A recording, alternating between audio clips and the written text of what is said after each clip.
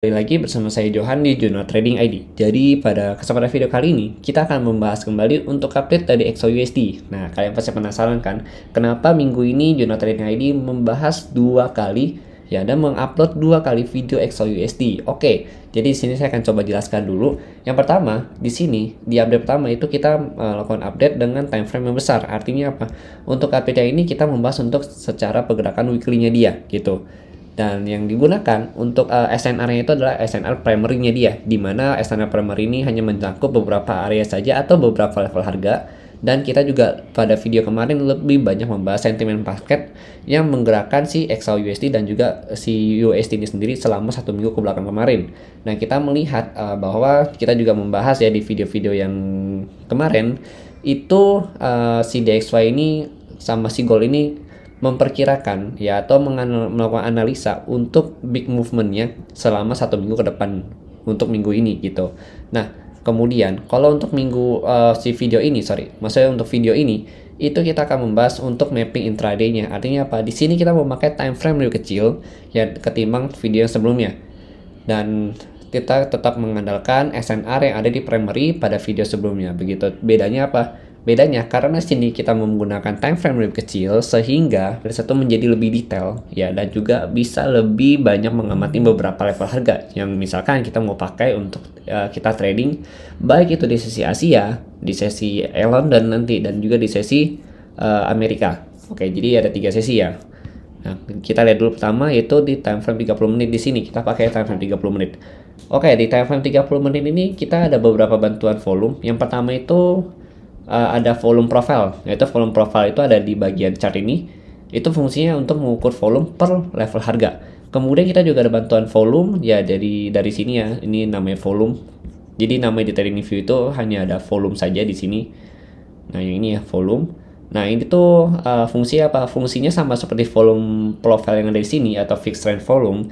Bedanya dia ini per rentang waktu. Jadi kita kalau ganti time frame, volumenya juga akan berubah gitu. Tapi kalau untuk yang ini, itu kita mau ganti time frame dari time frame kecil sampai ke time frame besar itu akan tetap sama, begitu. Nah, kemudian kita menggunakan indikator EMA atau Exponential Moving Average ya.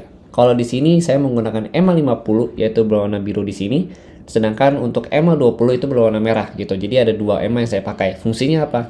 Untuk EMA 50 ini untuk menyaring tren yang sedang berlangsung di dalam chart tersebut. Kemudian kalau untuk EMA 20 itu fungsinya kalau di saya pribadi ya, itu untuk mengkonfirmasi dari suatu tren yang sedang terjadi, begitu. Oke.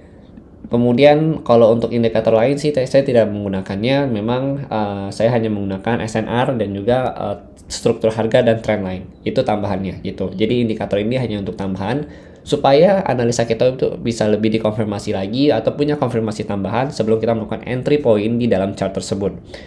Oke, kita bahas dulu di sini untuk time frame 30 menit. Di sini kita lihat ada di fixed range volume-nya atau di volume profile ini itu kan ada POC level. Jadi siapa yang masih ingat sering saya untuk ucapkan mengenai POC level di channel Telegram Jurnal Trading ID. Ya, POC level itu adalah point of control. Artinya apa? Poin ini itu bisa seperti pivot point, tapi ini dimunculkan atau diberikan oleh si volume profile yang ada di indikatornya ini, di trading view-nya gitu. Nah, artinya di sini itu banyak transaksi yang terjadi pada level harga tersebut. Nah, kalau kita perhatikan di sini kan pivot level ini kan dia bergerak otomatis ya. Artinya apa? Kita menarik volume profile ini dari atas ke bawah sesuai dengan tren yang sedang berlangsung dan dia akan langsung menciptakan level area tersebut atau langsung memunculkan si POC levelnya ini sendiri gitu. Nah, untuk POC level itu kita bisa lihat di garis yang berwarna merah.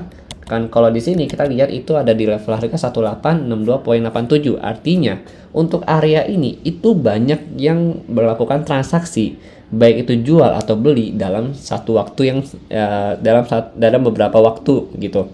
Kemudian kita perhatikan ini ada volume-volumenya. Artinya apa? Volume hijau itu adalah volume pembelian, volume merah itu adalah volume penjualan gitu. Nah, di sini memang kalau kita perhatikan rata-rata tuh imbang gitu. Nah, kita lihat lagi ke atas. Nah, ini kan ada beberapa volume memang nggak begitu kelihatan. Nah, ini namanya volume yang memang bisa dikatakan bahwa transaksinya itu sedikit gitu. Atau lebih tepatnya itu kurang banyak pasar yang mau bertransaksi pada level harga tersebut. Bahasa gampangnya begitu. Nah, kita lihat sini. ada volume yang benar-benar kecil gitu. Artinya apa? Di volume ini hanya ada volume sellernya saja gitu. Artinya di sini tuh areanya tuh tidak stabil gitu. Kalau tidak stabil biasa ini full seller semua gitu. Nah, kemudian kalau kita perhatikan berarti tantangan untuk si gold ini kalau berdasarkan dari volume yang ada, kalau dia masih melanjut turun, dia minimal harus break dari 1862 karena di sini banyak transaksinya. Kemudian kita lihat lagi sini ada unstable area atau unstable volume di sini. Nah, volume ini akan menjadi tantangan juga untuk si gold untuk melewatinya. Artinya apa? Selama si gold ini masih belum bisa break dari 1878 ya. Kalau kita lihat ini ada area SNR-nya dia ya. Untuk 15 menit ini.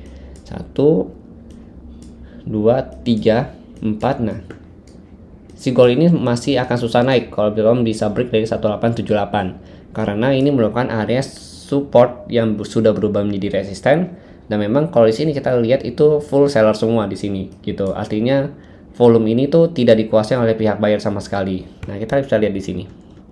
Tuh, hampir tidak ada yang berwarna hijau gitu. Ini mulai dari range 1876 sampai 1878 gitu. Jadi kita bisa perhatikan area ini begitu harga sudah naik sampai di sini gitu. Kemudian ini kan ada area order block ya kalau kita perhatikan sini. Ya, order block ini sebenarnya sudah diambil itu di sini ya. Jadi dia sudah bisa dipakai sama dia, tapi area ini masih bisa berfungsi karena area ini itu masih baru satu kali retest gitu. Lalu kemudian kita lihat lagi di sini. Nah, di sini ada pola. Kalau kita perhatikan ini pola segitiga ya untuk si XAUUSD sendiri. Kalau di sini ada bearish flag ya, kemudian di sini ada pola segitiga. Bearish flag ini lebih kelihatan di mana? Bearish flag itu lebih kelihatan di time frame 4 jam. Kalau kita perhatikan ya, 4 jam ini benar-benar kelihatan jelas ya untuk bearish flag-nya dan memang sudah di breakout oleh harga. Lalu kita coba lihat dulu untuk volume breakout dari si bearish flag ini. Volume breakout-nya cukup stabil ya, atau bisa dikatakan ini cukup besar di sini untuk volume breakout-nya, artinya dia breakout-nya cukup valid gitu. Nah, lalu kita lihat lagi.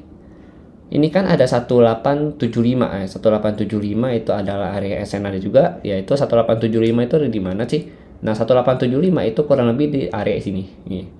Ya, kurang lebih di area kotaknya ini. Jadi kotak-kotak ini tuh range-nya itu dari 1871 sampai 1875 gitu. Artinya apa? Kalau dia breakout dari area kotak dari segitiga ini kan, kalau kita lihat kan ini sudah breakout dari area segitiga nih ya. Di sini ya nih. Kita lihat dan harga juga mulai closing di atas EMA 50, tapi belum dikonfirmasi oleh EMA 20 gitu. Nah, paling maksimal dia untuk naik itu ke 1871 sampai 1875 gitu. Karena ini ada area order blocknya dia. Nantinya mungkin dia akan reject dulu sedikit. Nah, karena di sini kita lihat pasti ada area breakout juga di 1867, baru dia lanjut naik lagi gitu. Lanjut untuk naik kemana? Ke 1878 gitu.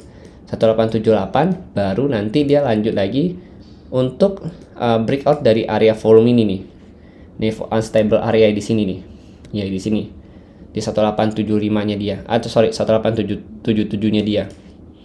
So, kalau dia belum bisa breakout dari sini, maka kurang lebih dia akan sideways di kurang lebih 1870 sampai 1878. Dia akan bermain di area ini. Untuk memenuhi apa? Untuk memenuhi sih volume yang ada di sekitar sini gitu. Di area range ini. Nah, kemudian kalau dari volume breakout si segitiga ini kalau kita perhatikan, karena Indosusu udah subuh jam 3-an ya, kalau kita lihat jam 3 subuh sampai jam 4.30 itu kan volume memang relatif lebih kecil. Tapi kalau kita lihat lagi di sini volume buyer-nya itu mendominasi. Jadi mulai dari jam 12 malam sampai jam 4.30 itu masih didominasi oleh pihak buyer. Artinya apa? Kita lihat di sini. Volume sell-nya kecil-kecil gitu. Jadi memang untuk time frame kecil itu lebih rentang untuk koreksi. Koreksi ke atas ya, maksudnya ya, koreksi ke atas ya. Nah, kecuali yang perlu kita perhatikan adalah dia breakout dari 1862, artinya dia breakout dari POC level. Kalau dia breakout dari POC level, itu dia potensi untuk turun ke 1853. Untuk retest ke mana? Retest ke bagian low dia kembali di sini, begitu teman-teman. Oke, nanti kalau misalkan dia breakout 1853, kita lihat lagi time frame yang ini. Ada beberapa area support yang harus kita perhatikan gitu. Jadi itu fungsinya pembeda antara time frame besar dengan time frame kecil. Kalau time frame kecil kita untuk melakukan analisa dan juga untuk melakukan pembelian atau penjualan, yaitu lebih tepatnya entry point supaya memudahkan kita untuk mengambil posisi dan juga supaya posisi kita itu bisa lebih maksimal lagi gitu. Oke. Jadi mungkin sekian penjelasan dari saya mengenai si gold hari ini, dan kalau kita lihat ya, karena dia sudah breakout dari area ini, segitiga dia di time frame 15 menit, maka kalau saya lihat sih memang lebih cenderung untuk melakukan kenaikan terlebih dahulu gitu, koreksi naik gitu. Itu plan pertama saya. Dia koreksi naik. Baru setelah itu, kalau dia misalkan pas pembukaan market hari Senin dia breakout dari 1862, maka dia potensi untuk turun ke 1853 kembali gitu. Tapi selama pembukaan market dan di sesi Asia dia stabil sampai mau ke sesi London stabil di atas 1862, maka plan saya tetap sama. Plan utama saya itu coba ambil buy dengan target kurang lebih 1867 terdekatnya, kemudian sampai 1878 kembali atau 1880 ya. Di antara itu pokoknya level area yang nantinya jadi target buy saya gitu. Tapi butuh konfirmasi lagi dari pembukaan market nantinya. Jadi mungkin saya akan ada entry begitu sampai di sesi London. Oke? Karena kalau untuk sesi Asia biasa saya akan menunggu dulu untuk lihat pergerakan market ke depannya itu bagaimana.